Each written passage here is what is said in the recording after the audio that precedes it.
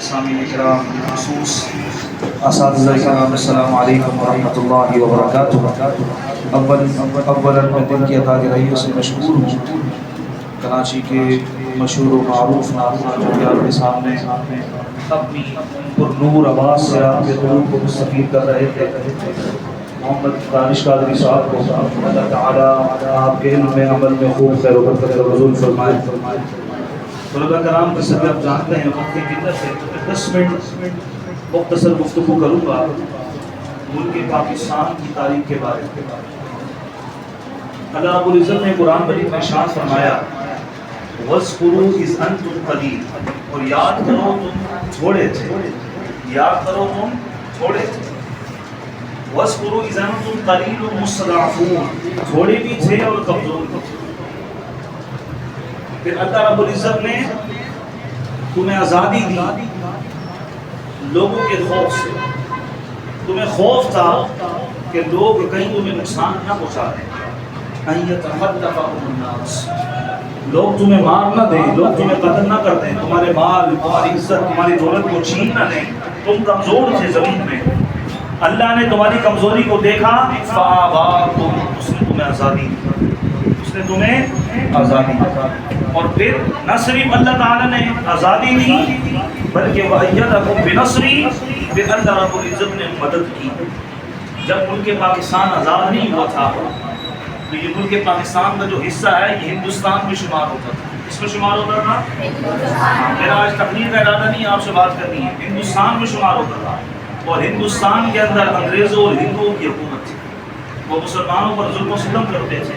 مسلمان بلند آواز سے اذان نہیں دے سکتے تھے، مسلمان نماز نہیں پڑھ سکتے تھے، مسلمان قرآن نہیں پڑھ سکتے تھے، مسلمان محفل میلاد اور دیگر اسلامی جلوس کے انعقاد کو یقینی نہیں بنا سکتے تھے۔ مسلمانوں کے لیے مشکل تھا، کبھی نمازوں میں ان کو مار دیا جاتا، کبھی کوئی مسلمان اذان دیتا تو اسے قتل کر دیا جاتا، کبھی کوئی مسلمان قرآن پڑھتا ہوا نظر آتا اسے قتل کر دیا جاتا، کبھی مسلمان بیٹیوں کی شادیاں ہوتی تو ان کو قتل کر دیا جاتا، ان کی عزت کو لوٹ لیا جاتا۔ مسلمانوں کے پاس آزادی نہیں تھی، یہ کمزور تھے، اور ان پر دبدبا اور خوف کس کا تھا؟ ہندوؤں کا، انگریزوں کا۔ جب اللہ تعالیٰ نے مسلمانوں کو دنیا میں اس ملک پاکستان اس ہندوستان کی سرزمین میں کمزور دیکھا، اللہ تعالیٰ نے مسلمانوں کی مدد کی۔ فَآوَاكُمْ، اللہ نے مسلمانوں کو رہنے کے لیے ایک الگ ملک دیا اور اس ملک کا نام ہے پاکستان۔ دنیا میں ایک واحد ریاست مدینے کی تھی جو اسلام کے نام پر بنی، واحد ریاست، پہلی ریاست، اور پوری دنیا کے اندر یہ دوسرا اسلامی ملک ہے جو اسلام کے نام پر بنا، جس کا نام پاکستان۔ اس کا نام کیا ہے؟ پاکستان۔ تو یہ اللہ کی بہت بڑی نعمت ہے۔ اللہ نے قرآن پاک میں ہمیں اس نعمت کو یاد کروایا کہ یاد کرو تم چھوڑے تھے، بے یار و مددگار تھے، ہندو اور انگریز تم پر ظلم و ستم کرتے تھے، تمہارے پاس رہنے کے لیے اپنی زمین، اپنا ملک نہیں تھا، ہم نے تمہیں پھر اپنا ملک، اپنی زمین تمہیں عطا فرمایا، اور نہ صرف عطا فرمائی وَأَيَّدَكُمْ بِنَصْرِهِ، پھر ہم نے تمہاری مدد کی۔ کیسے مدد کی؟ اور بھی اسلامی ریاست ہیں، اور بھی اسلامی ملک ہیں، وہ بھی اسلام کے تمام رسومات کو برابر ادائیگی اس کی یقینی بناتے ہیں، لیکن اللہ نے اس ملک پاکستان کی مدد کیسے کی کہ یہ ملک جب وجود میں آیا، وجود میں آنے کے بعد پوری دنیا کے تمام ممالک کہتے تھے کہ ملک پاکستان 1 سال بھی نہیں چل سکتا۔ کتنے؟ 1 سال بھی نہیں چل سکتا، 2 سال بھی نہیں چل سکتا۔ آج کئی سال گزر چکے ہیں، اللہ نے نہ صرف اس کو چلا دیا بلکہ وہ طاقت اللہ نے اس ملک کو عطا کر دی جو اسلامی کسی ملک کے پاس یہ طاقت موجود نہیں، اور وہ طاقت کیا ہے؟ وہ ایٹمی طاقت۔ اللہ نے اس ملک پاکستان کو ایٹمی طاقت عطا کر دی۔ وَأَيَّدَكُمْ، آج ملک شام، اسلامی ملک ہے ملک شام، ہندو، کرسچن، عیسائی، ملک شام، ملک پاکستان، ملک شام جو اسلامی ملک ہے اس پر حملہ کرتے ہیں، یمن کے اوپر حملہ کرتے ہیں اسلامی ملک، شام کے اوپر حملہ کرتے ہیں اسلامی ملک، عراق کے اوپر حملہ کیا اسلامی ملک ہے، ایران کے اوپر حملہ کیا یہ بھی اسلامی ملک ہے، کئی دیگر ممالک کے اوپر ان انگریزوں نے، ان یہودیوں نے حملہ کیا، پاکستان پر نہیں کیا۔ اس کی وجہ یہ ہے اللہ نے اس ملک پاکستان کی مدد کی، اللہ نے اس کو ایٹمی طاقت بنا دیا کہ کسی انگریز کی طاقت نہیں کہ میری آنکھ سے اس ملک پاکستان کی طرف نکال، یہ اللہ کی مدد تھی۔ جب یہ ملک ہمیں عطا ہو گیا تو پھر ہمیں کرنا کیا ہے؟ اللہ نے پھر ایک تیسری نعمت کا بھی ذکر کیا. اللہ نے فرمایا وَرَزَقَكُم مِّنَ الطَّيِّبَاتِ. جب ہم نے تمہیں الگ زمین کا حصہ دے دیا تو پھر ہم نے تمہیں پاک رزق دیا. یہ ہندو پاک رزق نہیں کھاتے تھے, یہ گورے پاک رزق نہیں کھاتے, یہ تو سور کتے دنیا بھر کے جانوروں کو کھاتے ہیں. اللہ نے اسی اسلامی ریاست کی مدد کی, پھر ہمیں پاک رزق اس ملک پاکستان میں عطا کر دیا. اور اتنا اللہ نے اس ملک پاکستان کو نوازا معدنیات سے کہ یہاں کا چاول, یہاں کی دالیں, یہاں کی پروٹیکشن پوری دنیا کے اندر جاتی ہے. اللہ نے ایسا رزق اس ملک پاکستان کو عطا کیا. اور تو اللہ نے جب یہ نعمت عطا کر دی تو اللہ نے پھر تمہیں کرنا کیا ہے, لعلکم تشکرون. تمہیں یہ ساری نعمتیں مل گئیں اللہ کی طرف سے, اس کی مدد سے. اب تمہیں اللہ کا شکر ادا. یہ جو ملک پاکستان میرے بچوں ہمارے سامنے موجود ہے نا, یہ اتنی آسانی سے 10 لاکھ لوگ شہید ہوئے اس ملک پاکستان کے. 10 لاکھ, 6 لاکھ جب یہ آزادی کی تحریک چل رہی تھی, 6 لاکھ لوگ اس وقت شہید کر دیے گئے. ہندوستان سے ٹرینیں چلتی, لوگ پاکستان میں بیٹھ کر آتے, جب ٹرینیں پہنچتی ان میں لاکھوں افراد ہوتے, لیکن افراد ہوتے وہ زندہ نہیں ہوتے. کسی کا گلا کاٹا ہوا ہوتا, کسی کا ہاتھ کٹے ہوتے, کوئی زندہ بچ کر نہیں. ٹرینوں کے اندر جو مسلمان ہجرت کر کے پاکستان آ رہے تھے انہیں ہندو قتل کر دیا کرتے تھے, سکھ قتل کر دیا کرتے تھے. ہماری 7,000 ماؤں نے, بہنوں نے دریا کے اندر کود کر چھلانگ لگا دی کیونکہ ہندو کی عزت کو لوٹ رہے تھے. اس پر پاکستان کی بقا کی انہوں نے جان کا نذرانہ پیش کیا. 10 لاکھ جانیں جب شہید ہوئیں, اس کے بعد اللہ نے یہ ملک پاکستان میں عطا کیا. اور میرے بچوں, یہ ملک پاکستان کی آزادی میں سب سے بڑا کردار کس کا ہے؟ علماء کرام. سب سے بڑا کردار کس کا ہے؟ علماء کرام. اہل سنت و جماعت کے بڑے بڑے علماء کرام پاکستان کی تحریک اور اس کی آزادی کی تحریک میں شامل ہیں. آپ کو یہ بتایا نہیں جاتا, آپ سمجھتے ہیں کہ بس آزاد ہو گیا. لوگوں نے تو جانیں قربان پیش کی, ہمارے علماء نے بھی سب سے بڑا کردار ادا کیا. جو علماء علامہ فضل اللہ خیر آبادی رحمۃ اللہ تعالیٰ علیہ بہت بڑے عالم تھے. انہوں نے سب سے پہلے تحریک پاکستان کی آزادی کی تحریک چلائی. انہوں نے سب سے پہلے انگریزوں کے خلاف انہوں نے سب سے پہلے پاکستان کے لیے جہاد کی ابتدا کی تھی. علامہ فضل اللہ خیر آبادی رحمۃ اللہ تعالیٰ علیہ یہ وہ تھے. اور اس کے علاوہ دیگر علماء جب تحریک چلی نا کہ پاکستان کی بقا کے لیے, تو ہندو نے چال چلی اور اکھنڈ بھارت کے نام سے نا مسلمانوں کے ساتھ کہ بھائی ہندو مسلمان بھائی بھائی انگریزوں کو نکالو. انگریز بھی تھے نا اس ہندوستان میں. تو ہوا یہ کہ ہندو اور مسلمان آپس میں مل گئے, ایک دوسرے کی رسومات کے اندر شادی رسومات. مسلمان اپنے طرز عمل کو چھوڑ کر ہندوؤں کے طرز عمل کو اپنانے لگے. تو اس وقت امام احمد رضا خان بریلوی رحمۃ اللہ تعالیٰ علیہ نے سب سے پہلے فتویٰ دیا الکفر ملت واحدۃ, کہ یہ کفر یہ ایک ملت ہے, مسلمان الگ ملت ہے. اس طرح مسلمانوں کا خدا الگ ہے, اس طرح ان ہندوؤں کے خدا الگ ہے. اس طرح مسلمانوں کا طرز عمل الگ ہے, اسی طرح ہندوؤں کا بھی طرز عمل الگ ہے. اس طرح مسلمانوں کی ثقافت الگ ہے, اس طرح ان ہندوؤں کی بھی ثقافت الگ ہے. اس طرح یہ جھوٹے خداؤں کی عبادت کرتے ہیں, ہم مسلمان سچے خدا کی عبادت کرتے ہیں. ہمارا ملاپ کبھی نہیں. فتویٰ کس نے دیا؟ امام احمد رضا خان بریلوی رحمۃ اللہ تعالیٰ علیہ. نام حضرت پڑھ رہے تھے.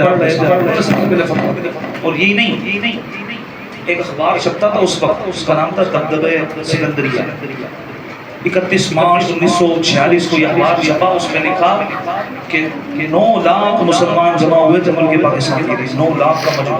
اور اس 9 لاکھ کے مجمع کے اندر 7,000 علماء اہل سنت کے علماء موجود تھے جنہوں نے ان سے قرارداد کو پیش کیا, جنہوں نے 2 قومی نظریے کو اس وقت پیش کیا.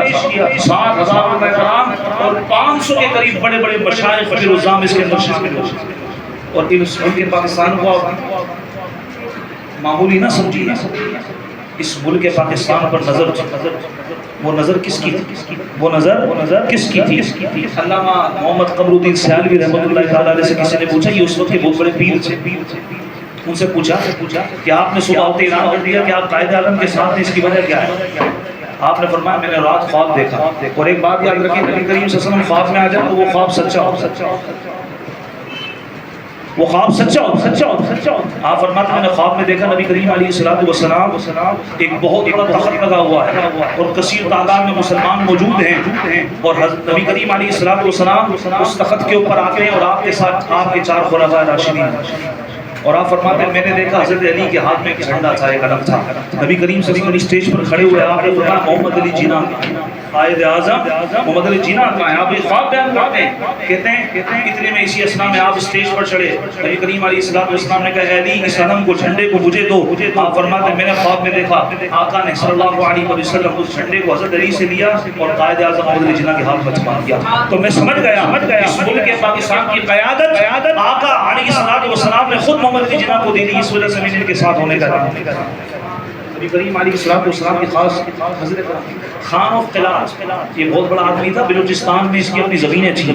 یہ اس وقت بھی آزاد تھا جب ہندوستان پاکستان نہیں بنا, یہ اس وقت آزاد ریاست تھی خان آف قلات. اس سے کسی نے پوچھا کہ تمہاری تو آزاد ریاست تھی, پاکستان آزاد ہونے کے بعد اس کے ساتھ کیوں مل گئے؟ اس کی بات سنی, اس نے کہا میں نے خواب میں دیکھا نبی کریم علیہ السلام کے ساتھ قائد اعظم محمد علی جناح کھڑے ہیں. آقا نے فرمایا خان آف قلات سن, یہ میرا سپاہی اس کی حفاظت میں, یہ میرا سپاہی, یہ میں نے خواب دیکھا. جیسی میں نے خواب دیکھا صبح اٹھتی میں نے اعلان کر دیا کہ ہم ملک پاکستان کے ساتھ اور میں کرام اس ملک پاکستان کا حصہ ہوں گا کردار. اور قائد اعظم محمد علی جناح آپ انہیں عام نہ سمجھیے, نوٹ پر آپ ان کی تصویر دیکھتے ہیں, اللہ نے اس بندے کو چن لیا تھا اس ملک پاکستان کے آزادی میں. قائد اعظم محمد علی جناح کو, کس کو؟ قائد اعظم محمد علی جناح کو. پیر جماعت علی شاہ بہت بڑے عالم, ان سے پوچھا حضرت یہ تو گورا انگریز نظر آتا ہے. قائد اعظم کو بولنا بھی نہیں آتی, انگلش بولتے ہیں, یہ گورا نظر آتا ہے, اس کے بارے میں کیا کہتے ہیں؟ پیر جماعت علی شاہ رحمۃ اللہ تعالی نے فرمایا اس کی مخالفت نہ کرنا, یہ ہمارے دین کے کاموں میں سے کام کرنا, اسلامی ریاست اس پر نظر مصطفیٰ. پیر جماعت علی شاہ امیر ملت رحمۃ اللہ تعالی علیہ نے قائد اعظم کو 3 چیزیں تحفے میں بھیجی, ایک قرآن پاک, ایک جانماز اور ایک تصویر. یہ 3 چیزیں تحفے میں بھیجی قائد اعظم. میں آپ کو قائد اعظم محمد علی جناح کی تاریخ اس کی بتا رہا ہوں کہ ان کی سوچ و فکر کیا تھی. ہم تو صرف قائد اعظم محمد علی جناح کو جانتے ہیں, ان کے کردار کو نہیں جانتے, ان کی کاوشوں کو نہیں جانتے. 3 چیزیں تحفے میں بھیجی. امیر ملت بہت بڑے عالم تھے, انہوں نے قرآن پاک, جانماز اور تسبیح. قائد اعظم نے لکھا کہا میں جانتا ہوں آپ نے مجھے 3 چیزیں کس لیے بھیجی. فرمایا آپ نے قرآن مجھے اس لیے بھیجا ہے کیونکہ مسلمان حاکم پر لازم ہے کہ اللہ کے احکامات کو پڑھے. جب وہ اللہ کے احکامات کو پڑھے گا جبھی تو ملک نافذ کرے گا. آپ نے مجھے قرآن سے فرمایا آپ نے مجھے جائے اس لیے بھیجی ہے تاکہ میں نماز کی پابندی کروں, اللہ کی اطاعت کروں, کیونکہ جو حاکم خدا کی اطاعت نہیں کرتا اس کی قوم اس کی اطاعت نہیں کرتا. پھر آپ نے فرمایا آپ نے مجھے تصویر اس لیے بھیجی ہے کہ میں نبی کریم صلی اللہ علیہ وسلم کی بارگاہ میں درود و سلام کو نذرانہ پیش کروں, کیونکہ جو حضور پر درود نہیں پڑھتا اللہ اس کو رحمت نازل نہیں کرتا. یہ قائد اعظم جنہوں کے الفاظ تھے. جب یہ خط امیر ملت نے پڑھا آپ نے قسم اٹھائی, کہا خدا کی قسم قائد اعظم محمد علی جناح اللہ کے ولیوں میں سے ولی ہے. یہ ساری کی ساری باتیں میرے دل میں تھی اور کوئی نہیں جانتا تھا قائد اعظم محمد علی جناح کی باتوں کو کیسے جانتے, وہ کیسے ان باتوں سے آگاہ. قائد اعظم محمد علی جناح آخری وقت وہ ملک پاکستان کے درس کتنے مخلص تھے. جب وہ محمد علی جناح سے قائد اعظم نہیں بنے تھے, پاکستان بننے سے پہلے اپنے گھر کے کچن اور واش روم میں 50,000 اس دور کے آپ نے خرچ کیے.